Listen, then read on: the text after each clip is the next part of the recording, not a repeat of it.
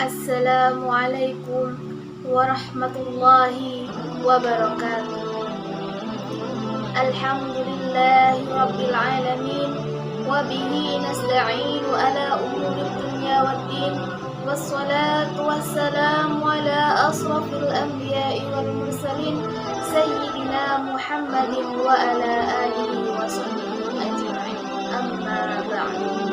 Pertama-tama, marilah kita bersyukur atas kehadiran Allah Subhanahu wa Ta'ala yang telah memberi rahmat, taufik serta hidayahnya, sehingga kita dapat melaksanakan aktivitas seperti biasa dengan keadaan sehat walafiat. Dan yang kedua kalinya, sholawat serta salam tetap tercurahkan kepada junjungan kita Nabi Muhammad sallallahu alaihi wasallam yang telah membimbing kita dari alam jahiliyah menuju alam yang terang benderang seperti yaitu agama Islam. Hadirin yang dirahmati Allah, dimanapun Anda berada di dunia ini, kita sebagai manusia tidak terlepas dari interaksi dan saling membutuhkan antara satu dengan lainnya, atau yang biasa kita sebut hubungan timbal balik. Mengapa? Karena kita adalah makhluk sosial yang tidak dapat hidup sendiri. Kita saling mengenal, saling membutuhkan, dan saling berinteraksi dengan orang lain. Kita bagaikan ikan hiu dengan ikan rawa, atau seekor lebah dengan bunga. Di makna itu semua, kita saling membantu dan membentuk simbiosis mutualisme untuk bertahan hidup. Dalam kehidupan di negara kita ini, banyak sekali perbedaan yang terjadi, mulai dari ras, agama, suku, bangsa, budaya, serta masyarakat yang beraneka ragam. Mengapa? Karena Allah Subhanahu wa Ta'ala sengaja menciptakan kita dengan berbagai macam bentuk dan karakter agar kita dapat saling menghargai antar sesama manusia, tidak dapat dipaksa dengan kemauan kita. Kita memang diciptakan berbeda, namun hal itu akan membentuk kesatuan dalam keberagaman. Keberagaman masyarakat yang membentuk satu kesatuan akan membuat suatu keharmonisan dalam bermasyarakat. Maka dari itu, kita sebagai manusia harus saling menghargai. Sikap saling menghargai ini sering kita sebut dengan sebuah kata toleransi.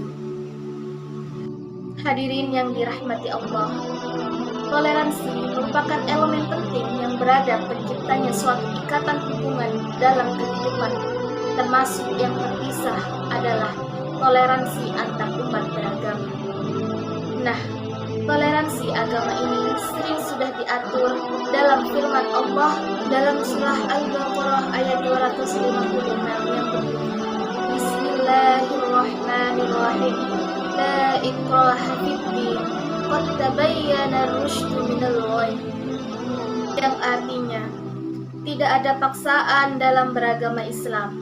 Sungguh, sudah telah jelas jalan yang benar dari jalan yang salah. Dan dalam surah Al-Kafirun ayat 6 yang berbunyi, Bismillahirrahmanirrahim, Lakum dinukum waliyadin. Yang artinya, untukmu agamamu dan untukku agamamu. Hadirin yang dirahmati Allah, ayat tersebut memiliki arti jika memeluk agama Islam itu tidak menghendaki adanya paksaan, melainkan atas kesadaran dan keinginan pribadi dalam setiap manusia. Bagi mereka yang berkenan memeluk ajaran Islam, maka dipersilahkan, dan bagi mereka yang tidak, itu adalah hak mereka sendiri untuk menolak. Namun, sudah jelas antara jalan yang benar dan yang salah. Toleransi beragama itu sendiri sudah dijalani oleh Nabi Muhammad SAW. Salah satu contohnya adalah saat Nabi melakukan perjalanan dengan umat Yahudi dan Nasrani, di mana mereka diperkenankan untuk menjalankan ibadah mereka masing-masing.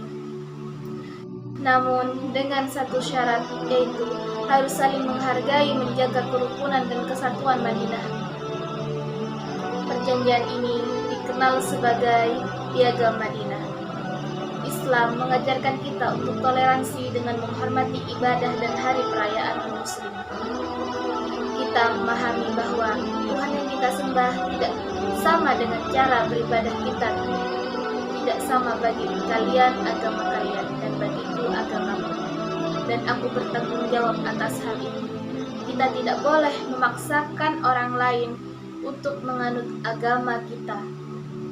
Kita tidak boleh juga menghina agama lain, juga mengganggu agama lain untuk beribadah sesuai agama dengan kepercayaan. Hadirin yang dirahmati Allah, dari simpulan yang bisa kita ambil, perbedaan itu hadir bukan sebagai pemisah, tapi untuk mempererat hubungan dengan memperkaya warna dunia. Berbeda tapi tetap satu selera, satu tujuan, yakni menciptakan kehidupan yang damai dan saling membentuk ikatan yang saling menguntungkan. Untuk itu, marilah mulai sekarang kita tetapkan sikap saling menghormati dan menghargai antar sesama. Kita tahu bahwa air dan udara merupakan suatu elemen yang berbeda, namun kita membutuhkan keduanya. Begitu juga dengan manusia dan keanekaragamannya. Kita memang berbeda, namun tetap saling membutuhkan. Demikian yang dapat saya sampaikan. Semoga apa yang disampaikan dapat memberi manfaat dan kebaikan bagi kita semua. Tentunya kesempurnaan hanya milik Allah semata. Karena itu saya memohon maaf atas ucapan dan tindakan yang tidak mengenakan bagi para pendengar. Wallahul muwafiq ila aqwamit thariq. Semoga menuntun kita menuju jalan yang paling lurus, yakni Islam. Akhirul kalam.